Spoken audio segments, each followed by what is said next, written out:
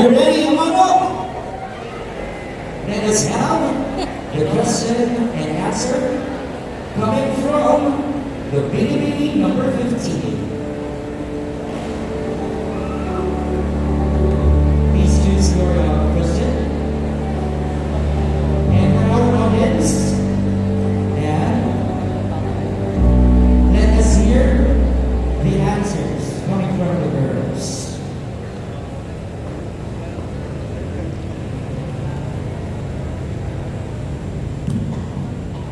Binibini 15, here is your question.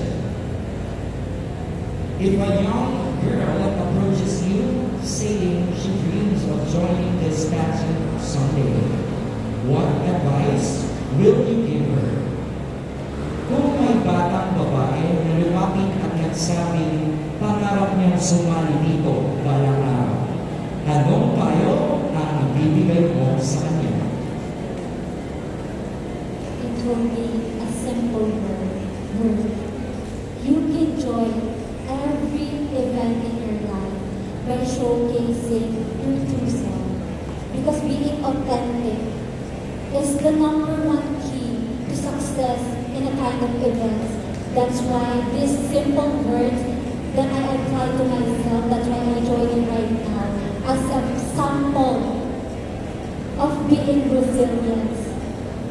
Because a little girl is innocent one and need to be supported by someone. Thank you. Thank you so much. Binibini 15.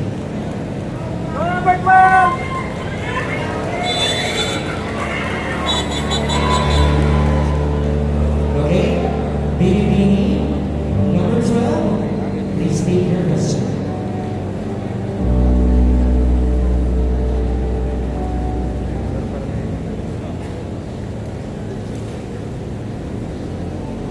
You have 45 seconds to answer this question, and your question is, if you witness someone being treated unfairly in your community, how will you use your voice as Binibini Angono 2025? Kung makakakita ka ng taong hindi patas na tinatrato sa inyong komunidad, paano mo gagamitin ang iyong boses bilang Binibini Angono 2025? As a Binibining Armono 2025, I stand with integrity, and I will fight for what is right and what will make us take to justice. And I am here, standing in front of you, showing you that I am a pillar of hope, strength, and grace. Thank you.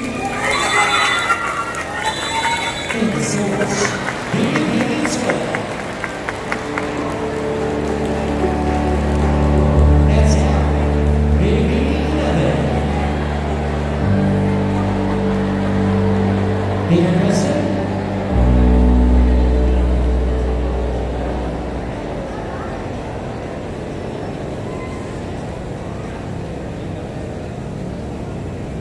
Okay, Binibini 11.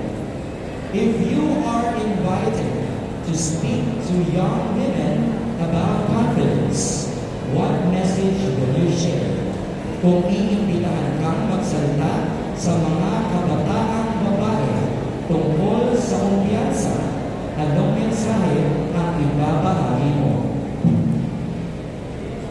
To start your journey, you need someone who believes in you.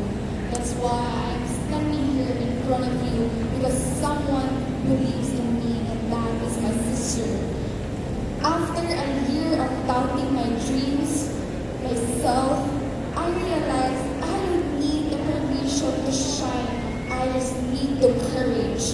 That is why I'm standing here to give advice to the young women to stand for you and be confident always.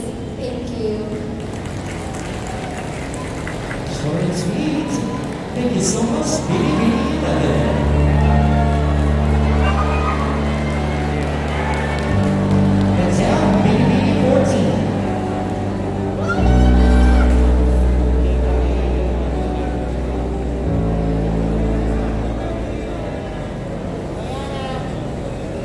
Okay, here's your question. change one thing during your reign to improve the lives of Angono residents, what would it be? Kung may isa kang bagay na pwedeng baguhin para mapabuti ang buhay ng mga taga-Angono, ano ito? If I will be crowned tonight as Binibining Angono 2025, I'd be happy and honored to be the voice, the leader, and determined to help our Angonians and Asangonians to always be motivated in everything that they do. And to help our mayor to promote his initiatives and projects such as the Keep Moving team, and to use my platform to inspire everyone that you should do anything in life that makes you happy, that, and no matter how hard life gets. Thank you. Thank you so much, Bini Person. Our last girl, that is Bini 13. Okay, where's yourself? Thank you to the graduation also tonight. Okay, here's your question. If you win the crown, how will you balance your personal life and your duties as Binibining Angono 2025? Kung mananalo ka ng corona, paano mo babalansin ang iyong personal na buhay at ang tungkulin bilang Binibining Angono 2025? If I win tonight's Iganda's Festival of Gonzaga, I will not very much choose the crown or nor the sash, but the symbol of our Igandes. To always stand tall and dream big, and remember that Angono may be a small town, but it shouldn't stop you from dreaming big. Thank you. Thank you so much, Binibining 13.